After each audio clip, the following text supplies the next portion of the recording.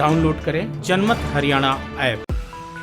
सोनीपत शराब घोटाले का मास्टरमाइंड भूपेंद्र दहिया बिल्कुल फिल्म रईस के शाहरुख खान के नक्शे कदम पर आगे बढ़ रहा था। भूपेंद्र दहिया शराब के धंधे से पैसे बनाने के बाद समाज सेवी का अवतार ले रहा था और धीरे धीरे हरियाणा के राजनीतिज्ञों से अपने संबंध गाढ़े कर रहा था। दहिया गांवों के कार्यक्रमों में, खास तौर पर खेल कार्यक्रमों और कुश्ती के कार्यक्रमों में मुख्य अतिथि बनने लगा था और गांव के सरपंच उसे इसलिए बुलाते थे क्योंकि दहिया डोनेशन देता था। दहिया को यह अच्छे से पता था कि हरियाणा की राजनीति में कदम रखने की पहली सीढ़ी है अनाप शनाप तरीके से पैसा बनाना, दूसरी सीढ़ी है समाज सेवी का चोला धारण करना, यानी कि गांव के युवाओं को कुछ डोनेशन देना, मुख्य अतिथि बनना, फ्री की बसें चलाना, फ्री की जल सेवा करना और स्थानीय मीडिया को पैसे खिलाकर अपनी ब्रांडिंग करना। दहिया, जो कि अब हरियाणा के नए रईस के रूप में विख्यात हो रहा था, दूसरी सीढ़ी तक पहुंच चुका था।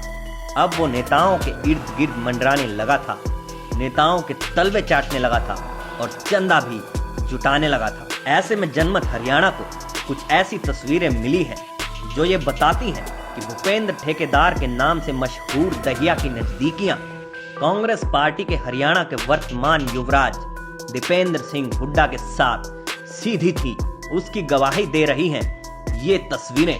इसके अलावा साल 2019 तक कांग्रेस के प्रदेश अध्यक्ष रहे और सिरसा से पूर्व सांसद डॉक्टर अशोक तंवर से भी दहिया के करीबी रिश्ते थे। ये सभी नेता भूपेंद्र ठेकेदार के साथ मंच शेयर किया करते थे, उसी भूपेंद्र ठेकेदार के साथ जो धीरे धीरे शराब माफिया और तस्करी से समाज सेवी होने का चोला उड़ रहा था। भूपेंद्र दहिया सोनीपत जिले के खरखोदा हलके के सिसाना गांव का रहने वाला है।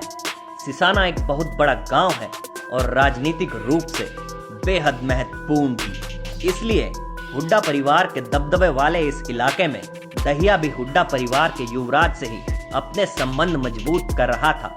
ये तस्वीरें बताती हैं कि लगभग 9.5 साल भूपेंद्र हुड्डा के राज में भूपेंद्र दहिया की क्या तूती बोलती होगी। हुड्डा परिवार से अशोक तंवर की भले ना बनती हो, लेकिन भूपेंद्र ठेकेदार से अशोक तंवर की भी खूब बनती थी।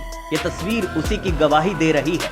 लेकिन 2014 में कांग्रेस का राज जाने के बाद बीजेपी के शासन काल में भी दहिया का काम निर्बाध गति से चलता रहा, यानी कि बीजेपी के अंदर भी उसने अपने खैरवार बना लिए थे जो कि उसके धंधे को संरक्षण दे रहे थे। इसके अलावा पुलिस और एक्साइज डिपार्टमेंट के अधिकारियों की हाजिरी दहिया नहीं भरता था, बल्कि वे दहिया की हाजिरी भरते थे।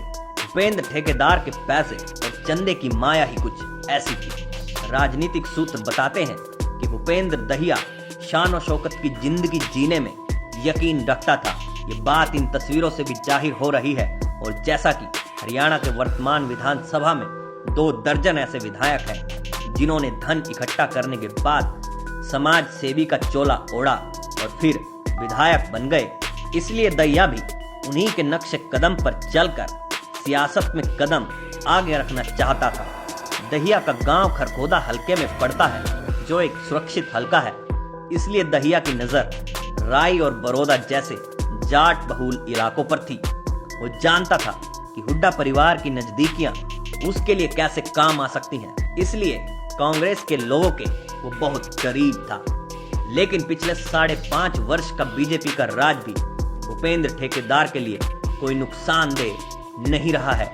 भूपेंद्र ठेकेदार का साम्राज्य देश के 7 राज्यों में निर्बाध रूप से चल रहा था, जिसमें हरियाणा, पंजाब, यूपी, बिहार, गुजरात, उत्तराखंड और दिल्ली जैसे राज्य शामिल हैं। शराबबंदी वाले राज्य भूपेंद्र दहिया के लिए जन्नत से कम नहीं थे। इसलिए उसने कारोबार गुजरात के बाद 2017 में शराबबंदी के नक्शे पर आए बिहार जैसे राज्य तक फैलाया। लेकिन भला हो डीजीपी मनोज यादव का, जिनकी वजह से दहिया के राजनीतिक रसूख और खेल का खुलासा हो रहा है। अभी जैसे जैसे जांच आगे बढ़ेगी, राजनीतिक आरोप प्रत्यारोप का दौर भी शुरू होगा। दहिया मेरा या दहिया तेरा, लेकिन ये बात सच है कि भूपेंद्र ठेकेदार के चाहने वाले हरियाणा के हर राजनीतिक दल में मौजूद है और हर पार्टी के लोगों को दहिया ने ओबलाइज भी किया है और दान भी दिया है, जिसके सबूत एसआईटी के पास आ गए हैं। जनमत हरियाणा के लिए ऋषि पांडे की रिपोर्ट। राजनीति के आगे, राजनीति के पीछे, हर हलचल को जानने के लिए हमारे YouTube चैनल जनमत हरियाणा को लाइक करें, सब्सक्राइब करें और अपडेट रहने के लिए बेल आइकन दबाना ना भूलें। देखते रहें जनमत हरियाणा, सच के अलावा कुछ भी नहीं।